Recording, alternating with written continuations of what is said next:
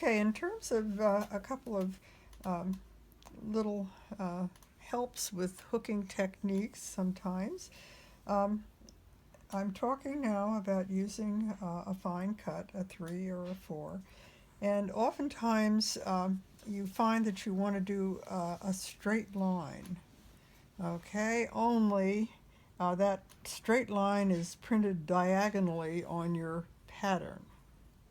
It's easy to go straight when you're going right down through the weave of your backing. But suppose that straight line was, and let me just show you here. I'm going to draw a straight line on that. This is the backing, so it doesn't matter. Suppose you had an Oriental rug and you were doing something like this, and you had to do that straight line. However, it's going to be difficult to make it straight when you're going to have to sort of zigzag between holes in your backing.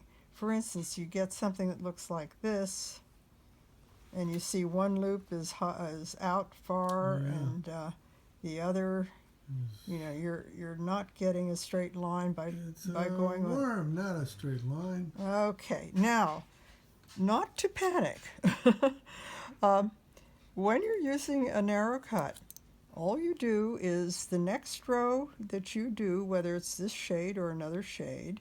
All right, I'm going to start here where I started with the single loop. Now, I'm going to push this loop that's way out there in by hooking in the same hole. Oh, wow. And that's going to push it over there. Now suddenly you've got a straight line. Whoa. Yes, yes. That's See, tricky. and I'm going to go down here. Now this one's sticking out, so I'm just going to hook in that same hole, Oh, and it pushes it right into line. yeah. If that and was a different color, it Yeah. would look straight. Yeah. Yep. Very cool. So this line suddenly has become very straight. Yeah, yeah. Okay, that's one technique. Let's see. Okay, Is that burlap or is that this is linen. Linen. Okay, now there are a lot of good backings. The natural fibers, linen and cotton, are the two that come to mind. I like linen because the term I would use, it has a hand to it, and used to hear people saying that about cloth. It meant it was sturdy. It kind of kept its shape. And I started hooking on burlap in the 70s because that's all there was. And that had a hand to it. It was rather stiff, sturdy material.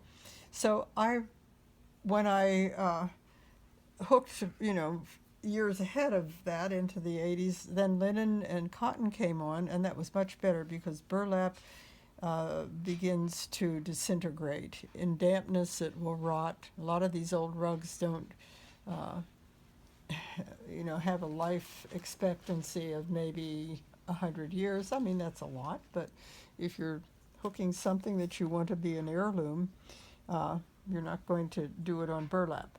Okay, so we copy the patterns.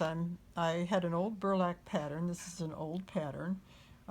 Had been originally hooked on burlap when that's all there was. So having bought it on burlap, I had a dear friend who copied it for me. That's a little time consuming, a lot time consuming, and she offered to do that. But you first copy it onto something called Crack Stop. It stops cracks in walls. Plasterers use it.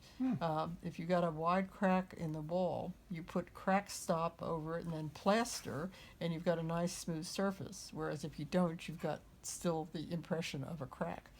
So anyway, the beauty of Crack Stop is that it's slightly tacky. So it'll stick to the surface, but it does not leave a residue. So in past years, when people first started copying patterns onto a better backing, they used netting, like frou-frou dress netting, ballet dancer netting stuff that you could see through.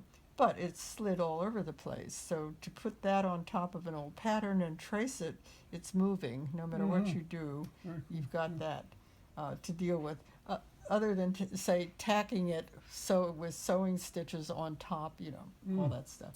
So when some bright eyes discovered crack stop in the hooking world, that was big, because you could put it on top of the old pattern. It's very loosely woven. You can see through it. You can trace something onto the crack stop. Pull up the crack stop. It hasn't left a residue on your old pattern or will on your new backing. Put it down on a piece of linen and go over it. That's what this had been done. Go over it, and it goes right through the crack stop, loosely woven, and you have your pattern underneath. Now, you probably need to go over some spots. And actually, to go over it, it doesn't take you long at all. Just the black pen, and you're just going over things quickly. When I've done it myself, sometimes what I would do is the area I was working on, I would go over that so that I didn't have to sit down and do the whole rug or something. But I've also found that I had better keep that old pattern within hand's reach, because now we have copied it onto crack stop, and then we've copied it on to another backing, and sure as shooting, you're going to come up against something like I have right here. I've got these geranium flowers to do, and of course when I look at them, I'm saying, okay, that's a whole 5-petaled little geranium blossom, but this is weird here. So maybe that was supposed to be background. Anyway, I quickly look at the original pattern and I say, oh yeah, that should have been just a petal here and this background. And then I'm looking at these things and I'm not quite, well, okay, here you've got the center of a 5-leaf flower, and that looks pretty good. And that one looks good. This one with a little alteration will be fine.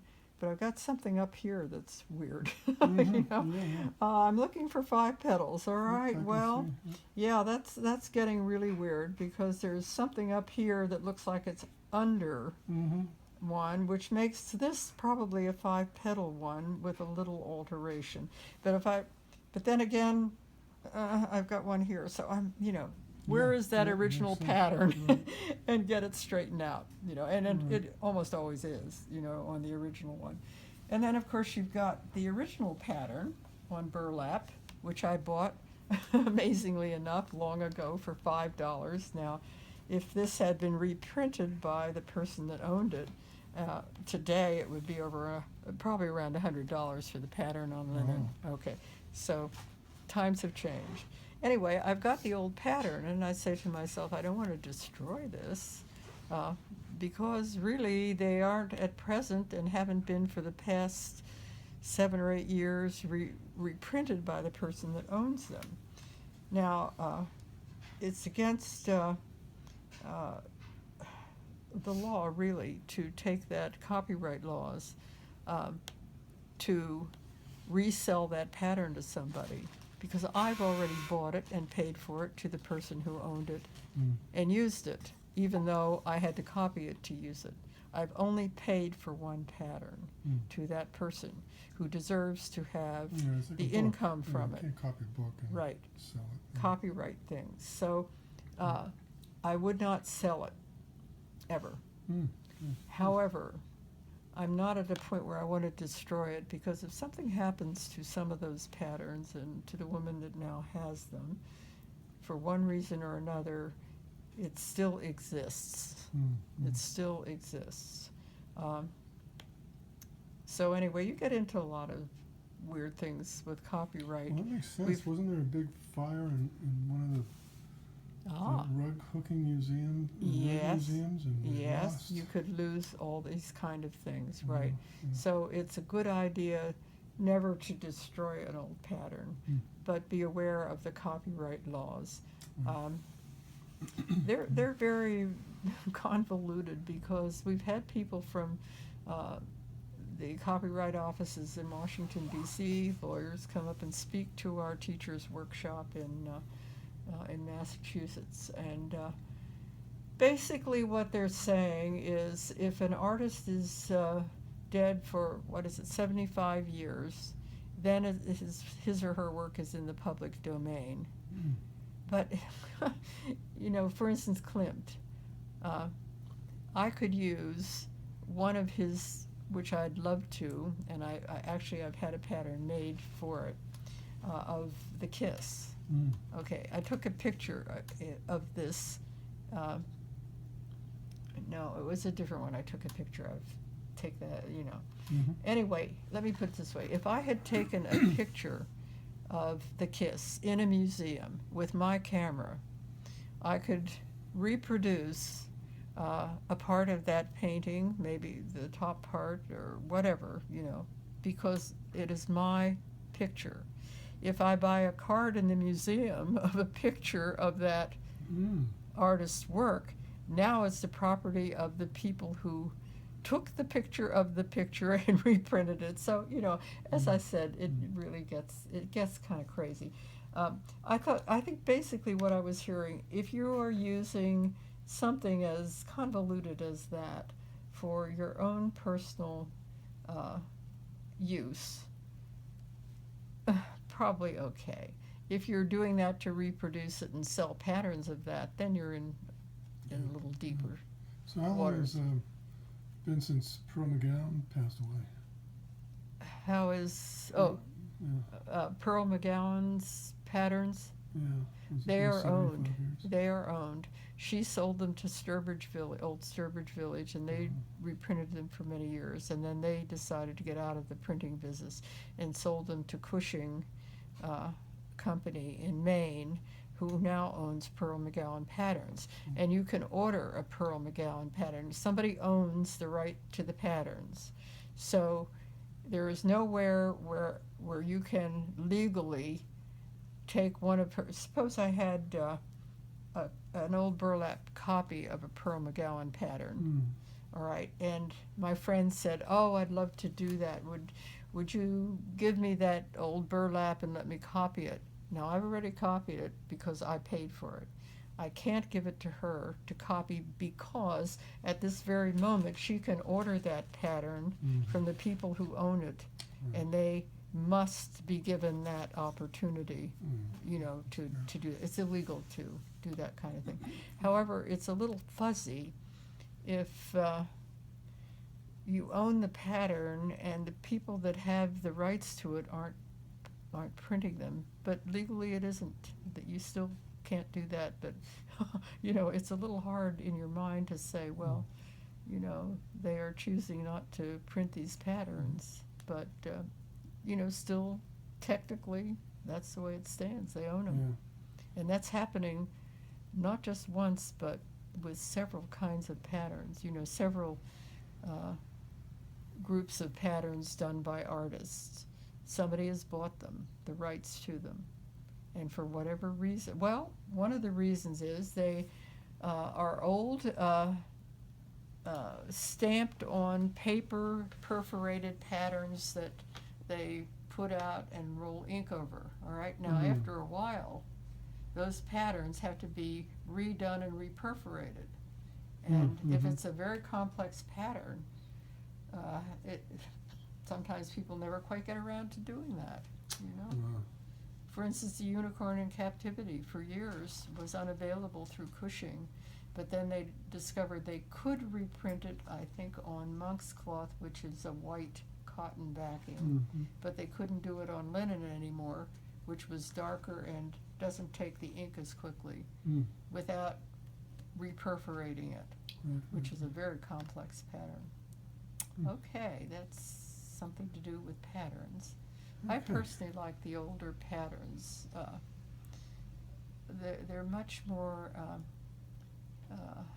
detailed flowers. Like the Morris patterns and things Yes, like that? the William Morris Morris patterns, Istanbul, which Pearl did from. She traveled a lot, and she had been in Turkey and picked up a note card with that on it. And it originally had been kind of silver on white. So to do it in color with a dark background is very different. But, you know, beautiful patterns that people really haven't taken the time to recreate anymore. And they were very time consuming. Yeah. Okay, let's stop there and resume in a while. Okay.